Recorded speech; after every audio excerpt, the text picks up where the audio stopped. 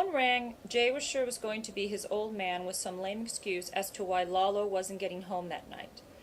"What is it this time?" Jay said as he picked up the phone. To his surprise, he didn't hear his father's panting.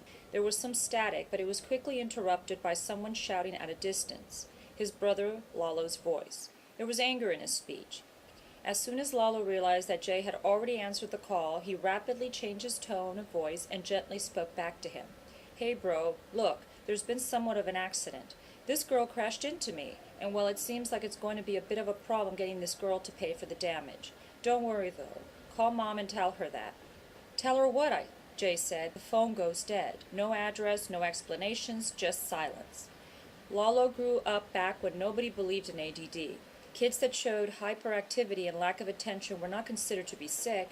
In his teenage years, Lalo still had these momentary lapses of perplexity. However, it wasn't due to ADD anymore. It was due to the shitload of coke that he took each day.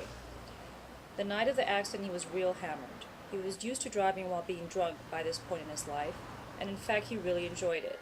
It made the trip a whole deal more fun for him. He didn't want to worry about the possible consequences of the crash. There was a car in the middle of the street, shattered in pieces and torn apart from the front. It was the car that he had hit. Lalo had not noticed it before, but now he realized there were actually real people inside. There were people in there that could be hurt badly, or even possibly dead. There was a woman inside the vehicle.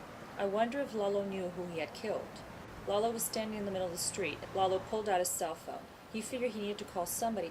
He flipped on his cell phone and concentrated hard on dialing. The booze was slowly fading away from his senses, but he still needed a lot of attention to operate the cell phone.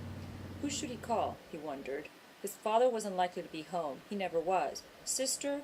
She was a bitch and did not answer his calls. And Mom? Mom must be working.